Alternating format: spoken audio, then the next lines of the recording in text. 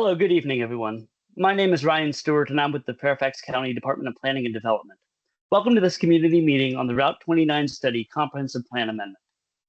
In December 2024, the Board of Supervisors endorsed the recommendations of the Route 29 Corridor Study and directed staff to incorporate its findings into the comprehensive plan. As we'll cover this evening, the study reassessed the existing recommendations for the corridor and considered multimodal, context-sensitive solutions that serve all users and modes of transportation. My colleague, Arpita Chatterjee, is with the Department of Transportation, and she'll be providing a background on the study's findings, our public outreach to date, and how the findings are proposed for inclusion in the comprehensive plan. We'll save the majority of tonight's time for some questions and answers at the end, which I'll facilitate after the presentation. This meeting is being recorded, and we'll provide a video and slides on the project's website so that they're available for those who could not be here tonight. And I'd also like to introduce Supervisor James Walkinshaw of the Braddock District, where much of the study corridor is located. It's a pleasure that he's with us tonight, and I understand that he's got some opening remarks. Supervisor Walkinshaw? Thank you, Ryan. I just want to thank FCDOT and planning staff for their work on this, and especially the community members, many community members who have participated in the process up to this point. As I think we'll hear later, we had 2 public meetings in 2024, 2 March and June of 2024, 2 surveys that got great responses and great engagement from the community that have helped us shape what you're going to see today. And this is a really important process. This is a really key corridor for us in Fairfax County and in the Braddock District. And I'm sure we have folks on the meeting tonight who live in the corridor and understand how desperately we need to make improvements and changes to make it safer for pedestrians and bicyclists and easier for folks who are driving. There are a lot of challenges in this corridor, and I think you'll like much of what you see tonight. I think it will move us in the right direction, but we really need your continued engagement throughout the process to make this as successful as possible. So thank you for your participation and look forward to hearing your questions and thoughts. Thank you, Ryan. Okay, thank you, Supervisor Walkinshaw. So at this time, we'll go ahead and start the presentation for the evening. And again, we'll have the Q&A to follow. Arpita Chatterjee is our technical expert on the study, and so I'll turn it over to her. Thank you, Ryan, and good evening, everyone.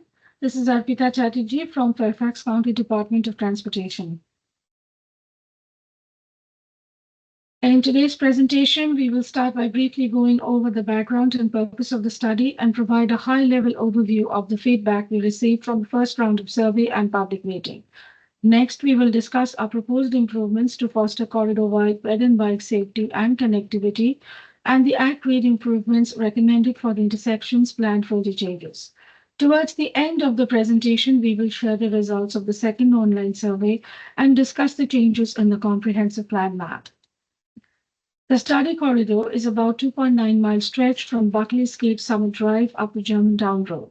We are evaluating 10 intersections, of which 9 are signalized and 1 unsignalized. Route 29 is a complementary facility to both Route 50 and I-66, with capacity upgrades recently made to I-66 and with Route 50 being a limited access facility. Route 29 has the opportunity to be more focused on active transportation and provide a different user experience that is more in keeping with a diverse set of users that interact with the corridor on a daily basis. In its current arrangement, Route 29 remains a major barrier for safe and pleasant pedestrian and bicycle travel, discouraging non-vehicular movement across and along the corridor. The map here is from the comprehensive plan. The area marked in pink, this area, constitutes the study corridor. We notice that there are 4 interchanges here. Planned interchanges: Waplesville Road and Shirley Gate Road, Monument Drive, Legato Road at Route 29. Currently, these locations are intersections. And West Oaks Road, it's a partial interchange and it exists today. So the purpose of the study is to evaluate the need of the planned interchanges. Our study will evaluate if at-grade improvement is sufficient to handle future traffic operations, also reassess the long-term needs of the corridor and develop solutions that serve residents and commuters, assess the options for maintaining future safety, mobility, and accessibility for both non-motorized and motorized transportation users. That is to explore multimodal potential. Here is a brief overview of the first survey, which was conducted February of 2024. We divided citizen concerns into two categories: ped and bike concerns, intersection traffic concerns. For most of the respondents emphasized the need of continuous sidewalk or shared use path, which is currently needing. Citizens voiced concern that walking paths or shared use paths in some sections of the corridor are not wide enough to accommodate both pedestrians and bicyclists. Respondents also stressed the need for better separation between sidewalk and roadway. Most of the traffic concerns centered around delay and long waiting times for the left turn movement along Route 29 corridor. Specifically, delays experienced at the intersection of Vaples Mill and Shellygate Road were stressed. Citizen concerns matched our study's existing conditions finding. So, in the next few slides, we will share with you the findings and recommendations of the study. So we start with pedestrian and bicycle connectivity. We will briefly discuss the metrics used to evaluate pedestrian and bicycle safety and comfort levels and where we stand currently with respect to those metrics. We will then present our improvement proposals, application of which will help us achieve safe, desirable comfort levels for both pedestrians and bicyclists. So pedestrian metrics is an assessment of the pedestrian network by analyzing the pedestrian level of comfort. We call it PLOC. Pedestrian level of comfort is assessed by roadway speed, pathway width, buffers. Applying the PLOC assessment to the study corridor, we see almost 81% of the segment on the north side of the corridor have sidewalks or shared use path on Route 29. Only half of the segments on the south side have sidewalks on Route 29. This is what we are referring to. The north side doesn't, the only section is from this interchange up to Legato Road. There is no infrastructure. But in the rest of the corridor, there is infrastructure, some of it which is not comfortable, some of it is okay, and some that needs some improvement. It's somewhat comfortable. But south side of the corridor, we see that there is absolutely a dearth of lack of continuous sidewalks, with an area from Barclays Gate Drive until Legato Road, we see that there is absolutely no connectivity between the network. So most of the sidewalks on the south side have a PLOC score of 4. And on the north side, we see it's 3, with a very small section having a PLOC score of 2.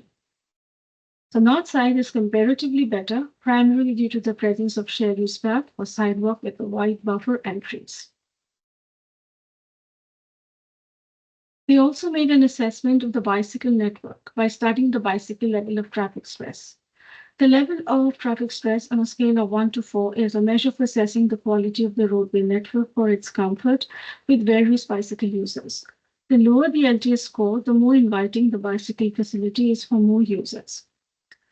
Applying the BLTS metric to the corridor, we see that most of the corridor has a BLTS of 4, which is most stressful. A section of the corridor shown in red is BLTS 4. In the southern section, we are looking for continuity of facility, and currently we do not have a continuous biking facility. The shared use path along the north section indicated by the green line in the map is the only section which has BLTS 1, which is most accommodating for bikers of all ages and ability. We're talking about this green line, and the rest over here, it's stressful for bikers. So here is what we are proposing to improve ped and bike safety and connectivity. For the study corridor, we have identified sections that need new construction, which is shown in red color, because there's complete lack of ped and bike infrastructure, there's no pathway. Second, where improvements are needed on an existing infrastructure, we've shown that in the yellow color.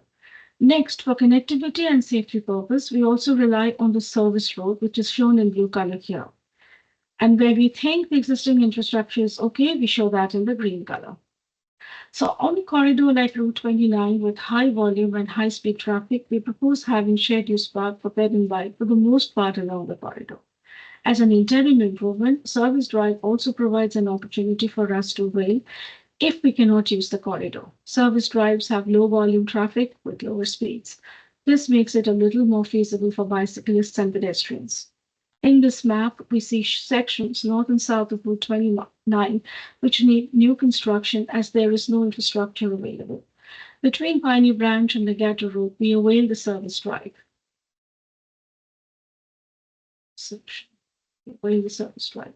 And there is no sidewalk between Piney Branch Road and Legato Road along Route 29, as well as along the Service Drive that runs on that section. But there's no sidewalk here actually. So while it is okay for bicyclists, it is not safe for pedestrians. We recommend sidewalks along the segment of the Service Drive for pedestrians. The segment may need some repurposing.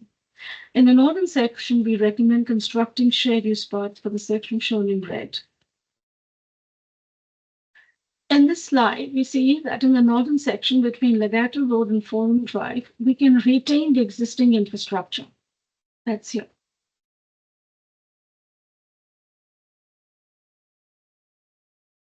From Forum Drive onwards to Germantown Road, from Forum Drive to Germantown Road, that's here. There is infrastructure, but this infrastructure needs improvement, like in the form of adding more buffer or widening. So in the southern section, if we look over here, we intermittently rely on the Service Drive for walking and biking. And there are sidewalks along the Service Drive, but they are not contiguous. We recommend constructing missing sidewalk for pedestrians along the Service Drive. So as we mentioned earlier, we need some improvement in the form of buffers in this section, and there is infrastructure that needs improvement. So now we come to intersection. This is a general intersection only, and the improvements proposed for an intersection is actually mentioned here. So we do not recommend crossing unsignalized intersection, and our target is to achieve a PLOC score of 1 or 2, which is the best for all intersections. So here's our recommended proposed improvements. Striped crosswalks for all legs of the intersection, pedestrian push button for all the crosswalks, enough flash time for pedestrian crossing, and for some intersections where deemed feasible, we try to shorten the crosswalk by pulling it back. This concludes our section of corridor-wide improvement proposal for ped and bike connectivity. We had mentioned earlier in the presentation that one of the objectives of the study is to reassess the need of the planned interchanges. Interchanges would be deemed necessary if intersections are not able to function efficiently with at-grade improvements. And in the next few slides, we will go over at-grade improvement proposals for these intersections planned for interchanges. Our first intersection under consideration is Legato Road at Route 29. The figure on the left, that's this figure, is the one without improvements, and this one is the one with improvements. So currently, the main drawbacks of this intersection are a long waiting time for Route 29 left-turn movements, no crosswalk on the west and south leg of the intersection. So to improve operations, we propose change in lane geometry without any right-of-way impact, as shown in this map, that is in the proposed one, and add all missing pedestrian safety features. And we see that operationally with these improvements, what we achieve is we achieve a better volume to capacity ratio. We provide more time capacity for the westbound left. Delay improves significantly for eastbound and westbound lefts along Route 29. Our second intersection planned for interchange is Monument Drive. And here in the 2045 baseline scenario, we observe the following operational deficiencies. There are again queues in southbound left and southbound through movement during AM peak hour. Significant delay for Route 29 left turns. This has been a continuous citizen concern also. No crosswalk at the west leg of intersection. Now, the improvements proposed include change in lane geometry for southbound and northbound approaches, and we're taking some right of way from the striped section here. So this is the striped section. From here, we are just taking a little right of way. We added another lane. The shared left and through lane is now separated, and they are all individual turn movements. Besides, we also added all the pedestrian-friendly and safety features in the proposed improvement scenario. Operationally, this improvement helps us by providing more capacity for southbound traffic, reducing delays and improving traffic operations. And the pedestrian improvement features helped us by reducing pedestrian crossing distance, reducing conflict between crossing pedestrians and turning vehicles. At the same time, median islands reduced pedestrian exposure. Our last intersection planned for interchange is Shirley Gate and Maplesville Road at Route 29. This intersection has several traffic issues.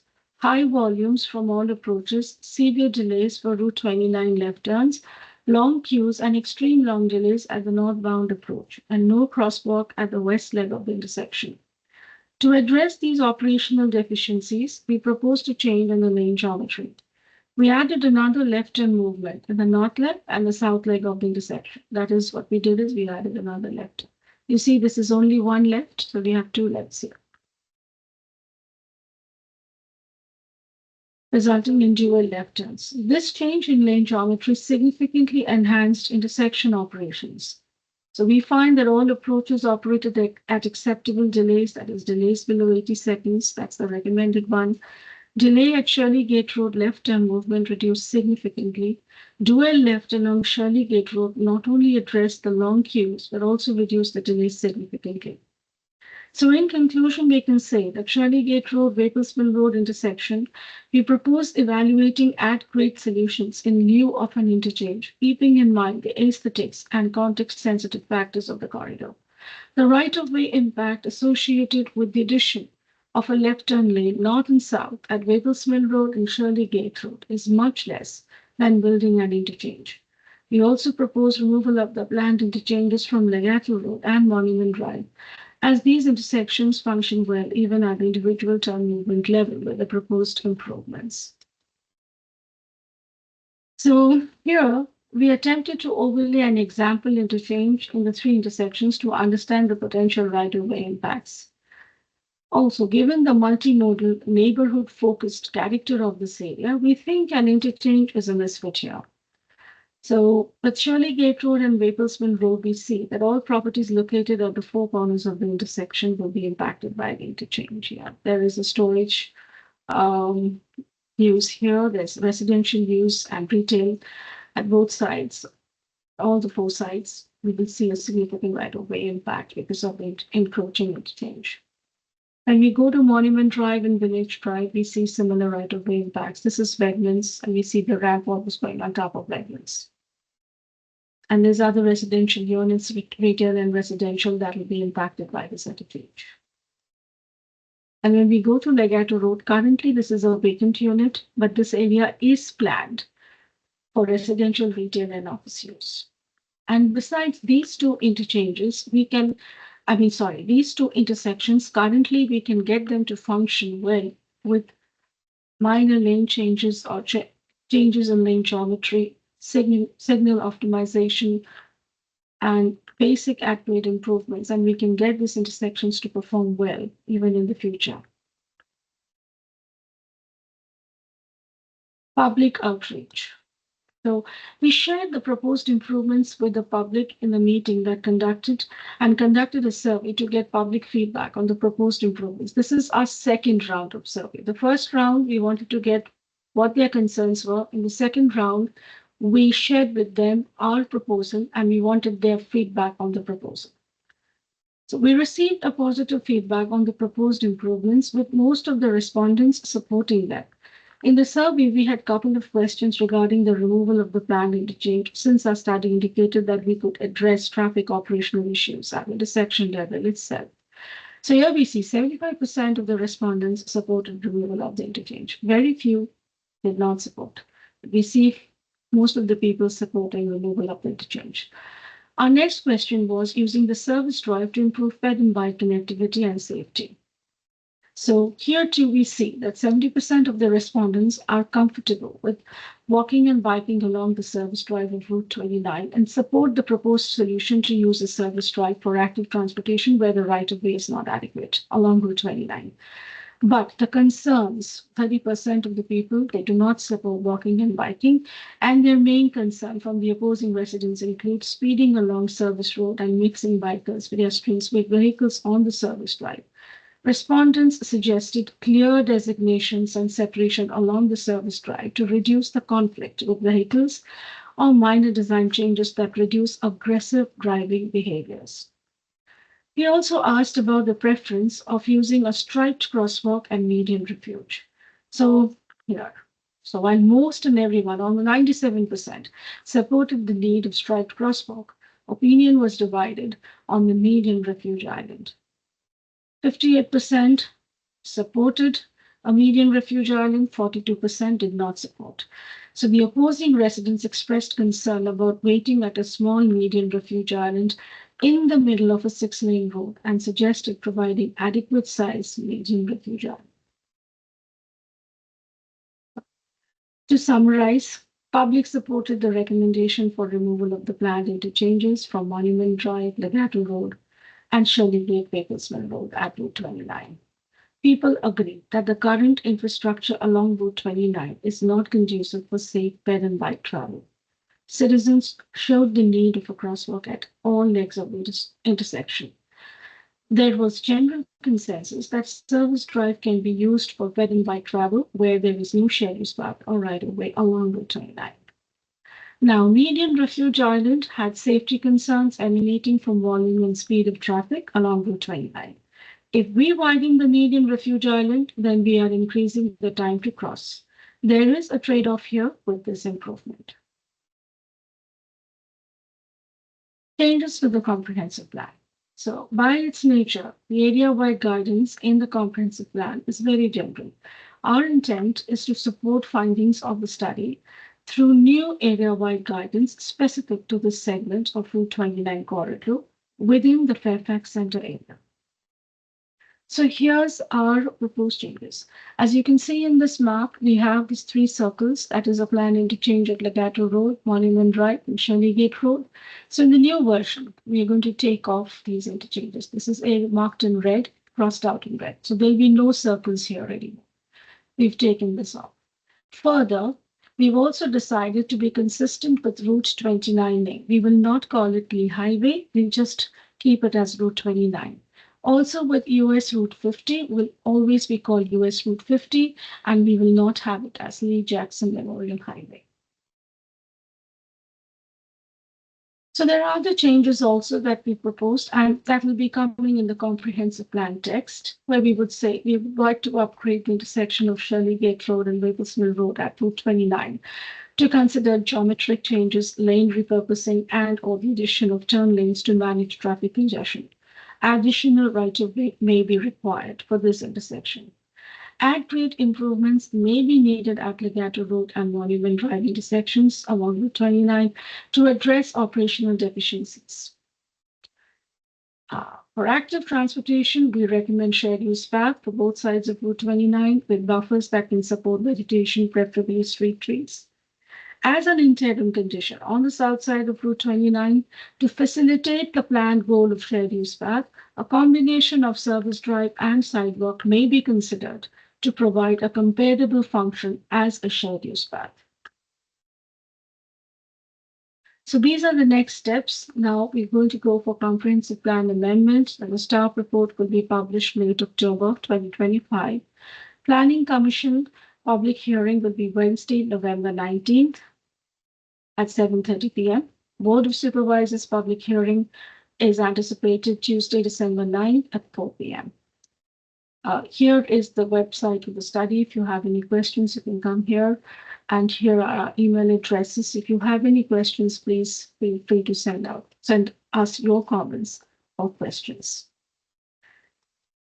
With this, I end my presentation, and please feel free to ask questions. Ryan can take over from now. Thank you all for listening. Great, thanks, Arpita. That was a lot of information and a lot of a good background on the study. I did just mentioning before we start the Q&A process, of course, that we are both available to anyone who has questions, comments, anything between now and the time of hearings. please feel free to email us, reach out, and we'll be sure to answer any questions or comments that you have. So now as we start the Q&A segment of the meeting tonight, I would ask that everyone please remain muted until being called on. If you'd like to ask a question or provide a comment, please use the feature to raise your hand, and then I'll call on you in turn. If you would prefer to type a question into the chat box, we'll be monitoring that as well. So you can put your question down in writing. And then if you happen to be joining us on a phone rather than a computer, you can press *5 on your keypad, and that will raise or lower your hand.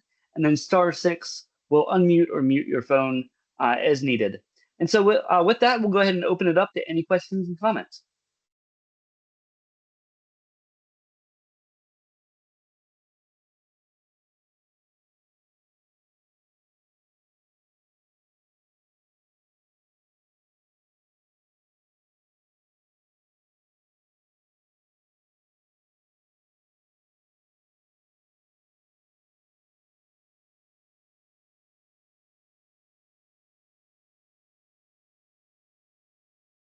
Yeah, it's rather quiet tonight. That's okay. So you've got a few people here on the call. If we do tend to have more questions, or if anyone thinks of anything between now and later on, we would, of course, want everyone to reach out to us. We'll remain here on the line just a few more minutes longer in case anyone thinks of anything. And then from there, if you don't have any questions, feel free. You may go ahead and leave the meeting, and we look forward to your continued participation going forward.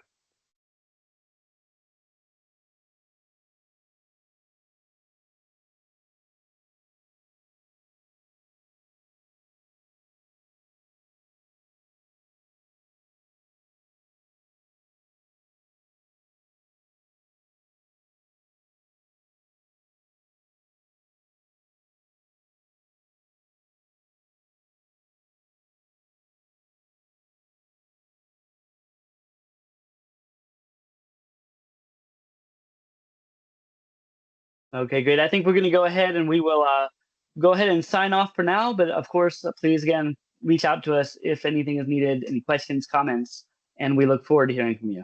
Thanks very much and have a good evening. Thank Thank you. you.